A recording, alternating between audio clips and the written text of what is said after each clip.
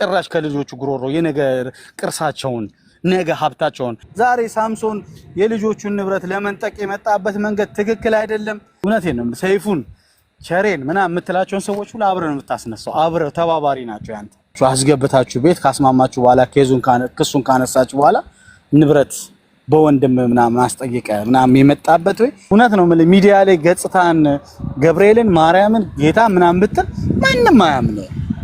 ምክንያቱም ለወለድከው ልጅ ያራራ ለሌላ ሰው ራራለው ማለት አሁን እቺ ልጅ የራሷ ነው ቤቱ ተከፍሎበታል። ሊያሳፍረው ነው የሚገባው። ድጋሚ ስክሪን ላይ ወጥቶ እንደውም እዛ ሰይፉ ላይ ቆሞ እንደዛ ከሚያወራ ወጥቶ እግሯን አጥብ ነበር ምናምን። እንዴ እግር እኮ እንኳን አይደለም በርግዝና ያንተን ልጅ አርግዛ ነው ይሄንን እንትን የምትለው። ባሎቻችን ብዙ ነገር ያደርጋሉ እኮ። ልጅነቷን በልተዋል። ገባ? ልጅነቷን በልተዋል። በጣም ጩጬ ነበረች እያየናት ነው። ከአሜሪካ የመጣው የልጆቹን ቤት ለመሸጥ ነው። አሁን የተሰማው የሳምሶን ታደሰ ቤቢና የልጆቹ ፍጥጫም በትናንትናው ዕለት በሶሻል ሚዲያዎች ላይ የተሰራጨው አርቲስቱ ከልጆቹ ጋር ግብ ውስጥ ገብቶ በታየበት ቪዲዮ ዙሪያ ቤተሰቦቹ አንዴ ከተዋረድና ይቀር ሲሉ የሆነውንና ወደፊት ሊሆን ስለታሰበው ጉዳይም ሚስጥሩን ዘርግፈውታል። ከቤተሰቦቻቸው ጋር የተደረገን ቆይታ ወደ እናንተ እናደርሳለን። ተከታትላችሁ ሀሳብ አስተያየታችሁ ስጡበት። አብራችሁን ቆዩ።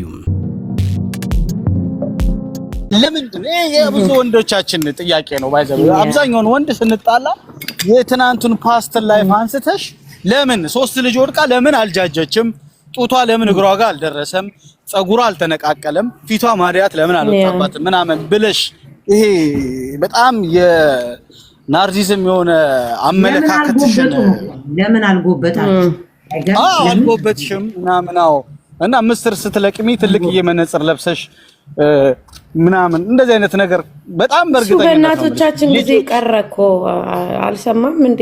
የት ነው ያለው እንዴ?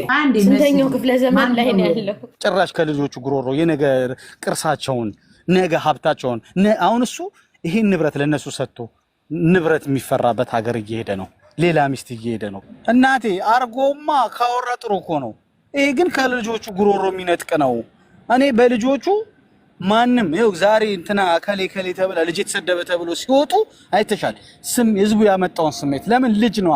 ልጅ አንድ ፍሬ ልጅ ነው። ይኸው ዛሬ ሳምሶን የልጆቹን ንብረት ለመንጠቅ የመጣበት መንገድ ትክክል አይደለም። እውነቴን ነው። ሰይፉን ቸሬን ምናምን የምትላቸውን ሰዎች ሁሉ አብረን የምታስነሳው አብረው ተባባሪ ናቸው ያንተ። ምክንያቱም ልጅቷን ስሙዝ አስደረገ፣ ልጅቷን አንደበቷን ቀስ አስደረገ። ታያንቺ ምናምን ብለ ልጆችሽኒ ምናምን ብላችሁ አስገብታችሁ ቤት ካስማማችሁ በኋላ ክሱን ካነሳችሁ በኋላ ንብረት በወንድም ምናምን አስጠይቀ ምናምን የመጣበት ወይ እውነት ነው። ሚዲያ ላይ ገጽታን ገብርኤልን ማርያምን ጌታ ምናምን ብትል ማንንም አያምነው። ምክንያቱም ለወለድከው ልጅ ያራራ ለሌላ ሰው ራራለው ማለት እኔ ዘበት ነው። ልክ ነው የተናገርከው።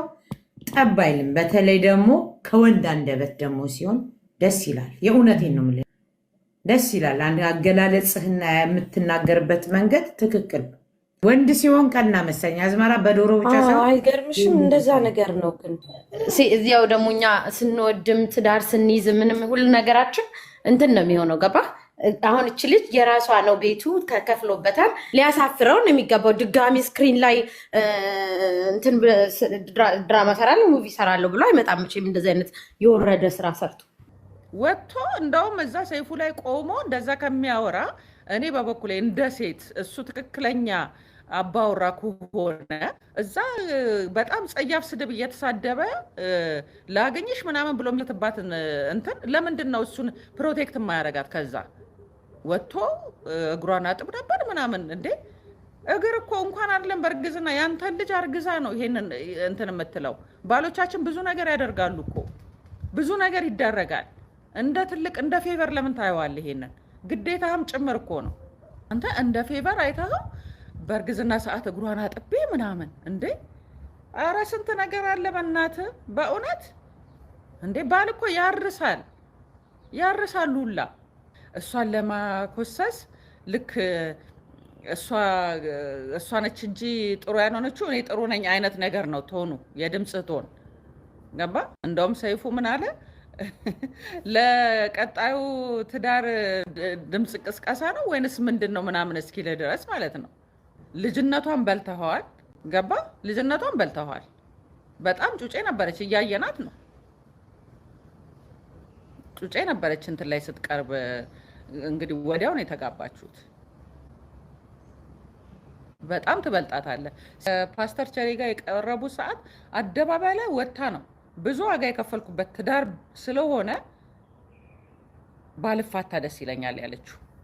አንተ ግን ውጥርጥር ብለህ እዛ ጋር ራሱ የሆነ በቃ በጣም እንትን ብለሃል። በትዕቢት ነበር ቁጭ ያልከው የዛን ቀን ራሱ። እድሜዋን በልተኸዋል። ከእህቴ ጋር ተገናኝቼ አላቅም በእሷ ምክንያት ምን ሁላ አልክ። ምንድን ነው የታየኝ እዚህ ጋር? እያስከበርካት አልነበረም። በቤተሰቦች እያስከበርካት አልነበረም። መሮጫ ማሽን ስታይ ከናገር ልብሷን ትዝታል። ማሬ ትወድቂያለሽ፣ ማርዬ ትወድቂብኛለሽ ምናምን እያለ እንትን ሲላት ሰምቻለሁ። ትላንትና በተቆለጳጰሱበት አፋቸው ዛሬ ወጥተው ሚዲያ ላይ እሷ እንዲያርጋ እኔ እንዲያርጌ፣ እኔ ጥሩ ነበርኩ እሷ ጥሩ አልነበረች። የልጆቹስ የጋራ የሆነ ነገር የግድ እናት ላይ ጫና ተደርጎ ከቅም በላይ በሆነ ሁኔታ ልጆች በማሳደግ ስትቦሳቆል ካለችበት ዝቅ ስትል ያ ነው ፕራውድ የሚያደርገን እንደ ወንድ ልጅ። ብንችል መታገዝ ነው ያለባት። በሰለጠነው ዓለም እኮ እሷን መስራት ትችላለች፣ ወጥታ እንደ ልቧ ተንቀሳቅሳ። ኢትዮጵያ ውስጥ ሁልጊዜ ለእናት ጫና ተደርጎ 3 ልጆችን አይኖች ሰው አርቲስት ነች፣ መተዳደሪያዋ ነው። ናይት ክለብ ሄዳ መስራት የጋራ ስምምነታቸው ነው። ከተጋቡ ጊዜ ጀምሮ የሚያደርጉት ነው። ያወቃት መድረክ ላይ እኮ ነው። ቤተክርስቲያን አይደለም ያወቃት። ቤተክርስቲያን ነው እንደተዋወቁት፣ ስትዘምር ነው እንዲያወቃት። ክለብ ውስጥ ሰራች ደግሞ ዘያየን እኮ ነው ክለብ ውስጥ። እኔ አንድም ቪዲዮ ወጥቷል አየውም፣ ቀሚሷን አውልቃ ቪዲዮ ተሰርቶ ይወጣ። አዎ አድናቂ ይኖራቸዋል፣ ሸላሚ ይኖራቸዋል፣ ብዙ ነገር አለ። ክለብ ሰርታ አምሽታ መምጣት የስራው አንዷ ፊልድ ከሆነ ለዚህ ሀገር ውጭ ሀገር የምንኖር ሰዎች ለሊት ዳይፐር ስንቀይር ጽዳት ስናጸዳ እናድር የለ እንዴ? ሳምንቱ 2 ቀንም ሰራች፣ ሳምንቱንም ሰራች። አንድም ቀን ያጎዶሎ ሆኖ ተነስቶ አያውቅም። ስንለያይ እንደ ምክንያት ሆኖ ልክ ሰው የኢትዮጵያ ሕዝብ አይኖ እንዲህ አይነት ነገር ሲነሳ በጣም በቀላል ሁኔታ አይምሮ ላይ ቶሎ ክሊክ ያደርጋል። ትልቅ የቤት ስራ ሰጥቶን ለመሄድ ነው። አሁን የመጨረሻ የሰይፉ ሾው ላይ ቀረበበት ያ ነው የተሰማል። ማናችንም እዚህ ጋር እያስለቀስን ጥለን ብሄር ነው ህይወት ውስጥ እየሳቀ የሚጠብቀን አንዳችም ነገር አይኖርም። 40ውን አልፏል። እርግጠኛው የምናገረው አሜሪካ ውስጥ ተሄዶ የኢትዮጵያ እውቅና ያለ የሚኖር ኑሮ አይጠበቅም። እንኳን ለቅሶ ተጨምረውበት እንኳንም ባገብቶበት ልጆች እየተንከራተቱ ነው እኔ በሷ በኩል ወይም በሱ በኩል የሚባል አማርኛ የለም። ልጆች ናቸው። አሁንም እርግጠኛው የምናገረው ያንን ነው። በቃ ለመግባባት መብታቸው ነው። ልጆች ነገ ያድጋሉ። የቱን ያክልስ የሚያኮራ ሆኖ ነው በዚህ ዘመን ላይ አንድ ኮንዶሚኒየም ሸጠን ካልተካፈለን። ይሄ እኮ በእርግጠኝነት መረጃው ስላለ ነው ይሄንን ማለት። እውነቱንማ ማውራት አለብን። እንዴ ከሌ ታዋቂ ስለሆነ እውነት የሆነ ነገር ሲነገር ደግሞ አንገሽግሽን የሌለ ነገር አይደለም አሁን የሚወራው። አሁን ግን ያበሶ መጨረሻ ላይ በዚህ ሰሞን ላይ ያለው ትንሽ ያሳፍራል። ፍርድ ቤትን ሄዶ በዚህ ደረጃ ልጆች የሚኖሩበትን መተዳደሪያቸው የሆነውን ቋሚ ገቢ እንኳን የላቸው ራስ ወዳድ ካልሆንኩ በስተቀር ተለያይተዋል አይደል? በህግ ተለያይተዋል። የማግባት መብት አላት፣ እሱም የማግባት መብት አለው። ከዚህ በኋላ ማናቸውም አይከለክልም። ከተጋቡ ደግሞ ሌላ ጋር መውለድ እኮ አለ።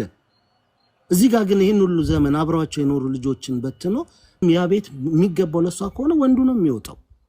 ውስጥ ይገባና ምን ይደረጋል? በሐራጅ ይሸጣል በማይረባ ገንዘብ። የሷን ውድቀት ፈለገ። ምንድነው ትርጉሙ ታዲያ? የልጆች ፊሊንጉ ስሜቱ ምንድነው? ልጅ ያለ አባቱ ነኝ ብዬ ምኮራ በነገ ጧት የሆነ ቦታ ላይ ሳይ ጂጂ ነገ ትምህርት ተመርቃ ወይ ስትወጣ አይተናል እኮ ብዙ ሰዎችን። ዛሬ ሸጣችሁት ያዛችሁት ነገ ዳቦ ላይ ገዛ ይችላል። ንብረት ለልጆች ትልቅ ነገር ነው፣ መተማመኛ ነው። ማን ያውቃል? ግን ዛሬ ላይ ቆመን የምናወራው ባለ ነገር ላይ ስለሆነ በብዙ ትዳሮች እኮ መፈታታቸው ሳይታወቅ እኮ ልጆች ተምረው እኮ ይጨርሳሉ። ትዳር መፈታቱ ሳይታወቅ